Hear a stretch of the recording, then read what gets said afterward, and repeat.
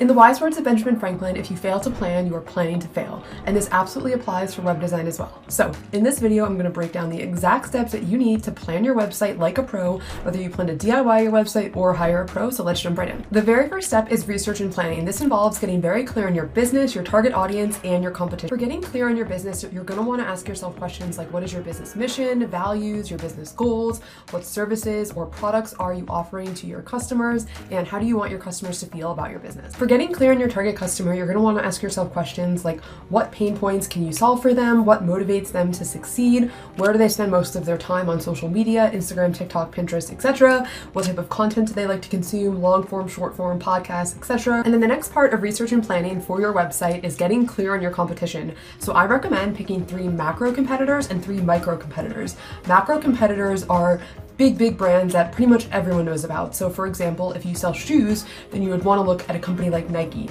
And then you'd also want to look at a micro competitor that is maybe like your local mom and pop running store. And then for each of these competitors, you want to look at their strengths, weaknesses, and areas for you to be providing your unique value to the marketplace. The reason that I like to break this out into macro and micro is because a lot of the big brands are doing some really cool things that you don't want to overlook just because you're not necessarily on the Nike level. Same thing with the mom and pop store. There are absolutely things that you can learn from them as well. So that's why I really love this strategy of micro and macro competitors. Moving on to step 2, which is design and branding for your website. You absolutely want to have this done and ready to go before you jump into actually designing your own website or hiring someone.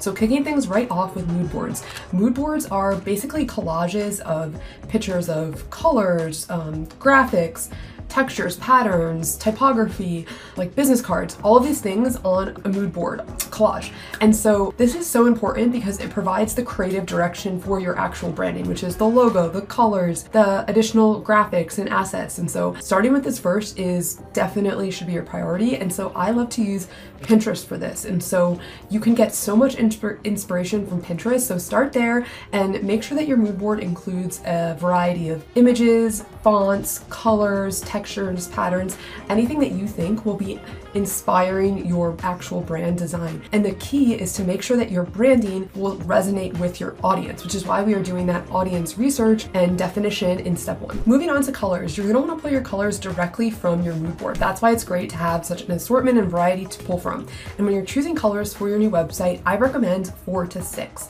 The 4 absolutely critical colors that you're going to want to have is your standard primary brand color. For me, this is blue. You're going to want to have a text color, which is usually a shade of black, a color for negative space, like your background. This is going to be an off-white. And then you're going to want to have an accent color. The accent color needs to stand out on both your off-white background and stand out against your primary color. So for example, you wouldn't want to have a dark purple and a dark blue. Those would not pair well for primary and accent because it's going to be hard for them to stand out, versus a blue and an orange. An orange will stand out very well on either a white background or a blue background. And so think about these things while you're picking your colors. You can also use a tool like colors.co. This is a great way to generate color palettes. You can use Pinterest. There's so many resources out there. Just make sure they follow these 4 principles. And then you can also add in 1 to 2 more accent colors that you use sparingly, but remember, don't go overboard when you're using colors. Less is more. Moving on to fonts. So for fonts, I recommend having 3 fonts for your website. First is going to be a heading font,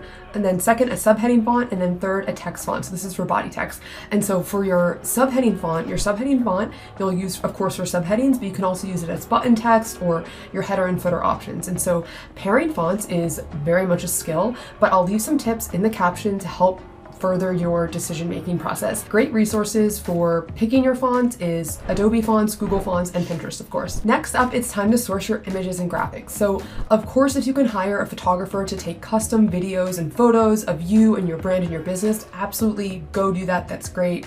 I am finally pulling the trigger on that in a couple of days here, and I am so excited. But if you're not yet there and can't afford these pictures, there's so many good stock options out there for you from Pixabay, Unsplash, Pexels, and so much more. Just make sure you don't take images directly from Pinterest or any other platform for that matter without getting approval from the creator first. Moving on to step 3, which is to develop your content strategy. So you absolutely want to have your content before you go into website development. This is absolutely critical. So many people asked, what should I do first? Absolutely get your website copy. So actually write down the words that you want on your homepage, your about page, your services page, etc. If you need guidelines on what to put on each page, make sure you check out my website planning guide. I'll leave a link in the description. It covers exactly what you want to include on each section to make sure that these pages are including the relevant information and helpful to your audience. Moving on to step 4 with technical considerations. So very first thing you want to consider is your domain name, which is like samanthadigital.com. And so tips for choosing your domain name: choose a .com, a .io, or a .co extension. People just tend to remember these more. I mean, really try and do the .com if you can, but sometimes it can be a little bit hard to acquire that. Don't include spelling mistakes. So for example, if you have an S, but it's in your brand name, but it's taken, don't swap it out for a Z. Don't use the number 3 instead of an E. Don't include hyphens. Don't include, well, of course don't include dots, but make it as like easy as possible for somebody to just type it into Google and be on your website. Also make sure that it's easy to say out loud, like Samantha Digital, Nike, whatever the case may be. You don't want to have like a mouthful that's jumbled and hard to say. Next up, under technical considerations, is your content management system and potentially website host. So the most common website management systems or content management systems include WordPress, Showit, Squarespace, Wix, and Webflow. And so I'm a WordPress girly. I also really like Showit, but it really comes down to your business needs and requirements. I did create a quiz to help you figure out the best platform for you, so I'll leave that linked in the description as well. And I will say, if you do go with WordPress, you will also need to get a website host. A website host is just a server somewhere else in the world that is running your website 24/7. Technically speaking, you can run your WordPress website from your computer at home, but it's just a terrible idea because your computer goes down, it's not as fast, it's only located in one particular location versus a web host is generally distributed across the globe, making it faster for your website to load for other users. And so my two favorite website hosts, if you are going the WordPress route, is SiteGround and Hostinger. Hostinger is a little cheaper, but both are so good. I'll leave links in the description. Next up, under technical consideration, are the key features that you need on your website. So do you need to be able to sell products? Do you need to be able to have people book right online? Do you want a newsletter sign up? Do you want a blog? Do you want an e-commerce shop? Whatever the case may be, make sure you're clear on this first so that when you either go into DIY in your website or hiring a professional, that everyone's very clear upfront. All right, so we finally made it to the last step, step 5, to take action. So now, if you haven't yet decided, do you plan to DIY your website? Do you plan to use a template? Do you plan to hire a professional? Now is the time to reflect back on your requirements, the features you want to have, all of the things, and say, does it make sense for me to do this, or does it make sense for me to hire a professional? There really isn't a right or wrong answer. I will say there's pros and cons of each. But I will say, if you made it this far in the video, I'd absolutely love to work with you because you're very clearly serious about your website presence. So if you're interested, I'll leave a 10% off coupon. You can book a call, you can book directly, or schedule your booking, your website right on my website. And either way, I wish you all of the best in your website endeavors, and make sure to check out all the free resources and hit subscribe so you don't miss more free content just like this.